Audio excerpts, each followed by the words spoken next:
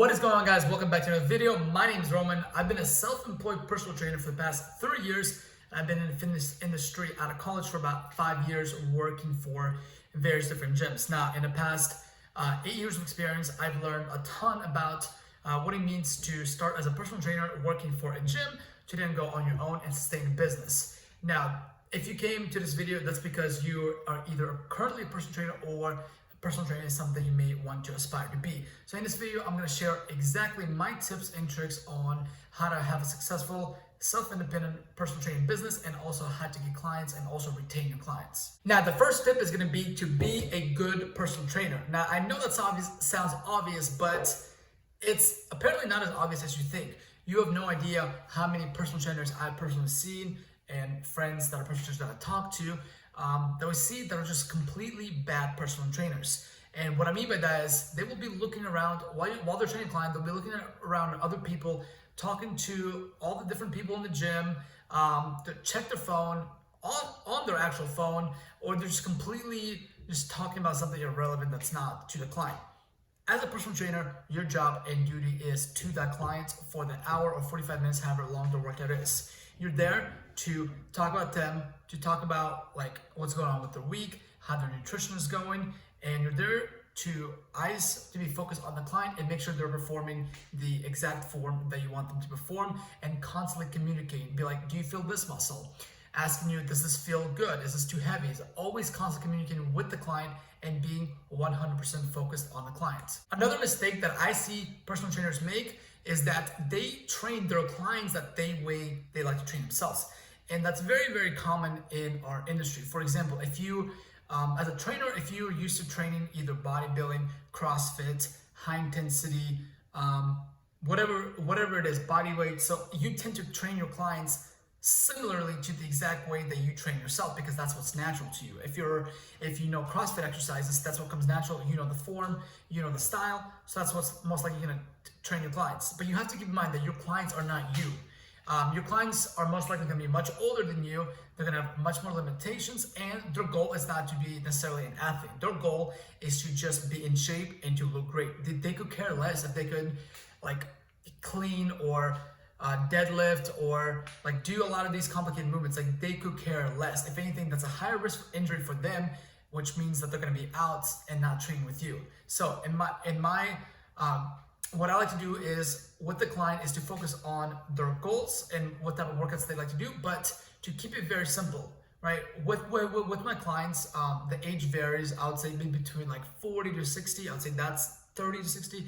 That's like the age. And so I'm gonna have clients do simple exercises to build muscle and to lose body fat. It doesn't require you to do single leg, like wobbly, uneven, unbalanced exercises that just cause risk for injury. We're gonna do a lot of machines, a lot of simple exercises that are one motion. For example, like let's say you're doing a cable chest fly. It is one motion that you're doing, and it's not too many things to focus on at once. Or let's say you're doing a bicep curl with the rope or with the dumbbells. Again, it's one movement. You're not focusing on anything else. And so it's a very safe exercise. It's something that the client can progress. And also it's something that the client can do on their own once they're no longer with you. You do not want to make exercising complicated.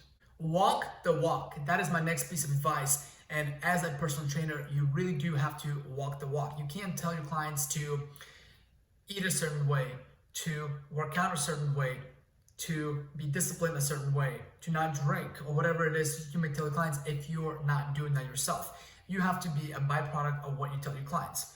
And for example, with myself, I'm a huge advocate of intermittent fasting. So fasting, when I wake up, I don't eat until like usually 11 or 12. Now, I don't tell my clients to do that, but I recommend that. And I say, this is what I do. I personally enjoy it. I've recommended to my clients. They also enjoy it. And so you may not like it, which is totally fine, but this is what I recommend. Also, this amount of protein that I would like you to hit, because myself, I do that. Or for example, this is the amount of cardio that I want you to do. For example, we're gonna start with 3 days of cardio for 25 minutes, right? So as a trainer, what you tell your clients, you have to live that lifestyle. And again, I know it sounds obvious, but you have no idea how many trainers actually barely work out themselves.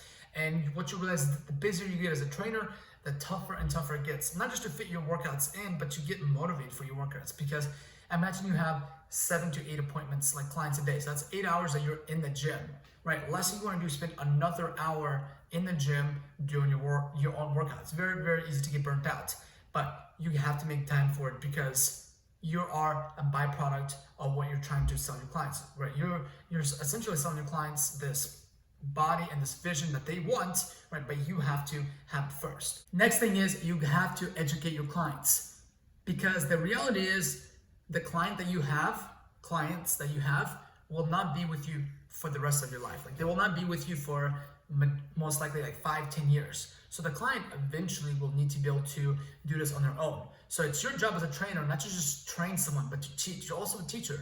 You have to be able to teach them the exercises and the form, so eventually they'll be able to do it on their own. And also with nutrition, you have to teach them exactly what carbs are, how many calories on carbs. Like 1 gram of carb equals 4 calories. You have to teach them all the basics of nutrition, so essentially they'll be able to teach somebody else, because the more they know, the more empowered that they are.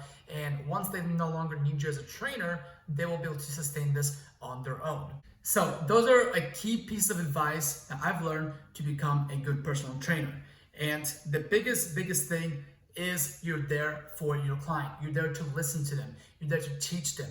You're there to service them, because our job as a personal trainer is service. And a lot of times you will feel like even a therapist, because clients will vent to you. They'll tell you their problems. They'll tell you their biggest things, biggest insecurities about them. So it's your job to always listen, to always give them your best version of yourself, because they are paying you for your time. And when you're there, your time is not spent doing anything else, talking to anybody else, not being on your phone. Your time there is to be there for your client, make sure they get the best experience with the workouts, with the words of encouragement that you say, and with the amount of attention to detail that you give them. Anyway, hope you found this video somewhat informative. If you have any questions or you want me to make similar videos, please comment down below. And if you have any questions about anything, I want to hear about it in the chats, in the comments. And yep, I look forward to seeing you in the next one.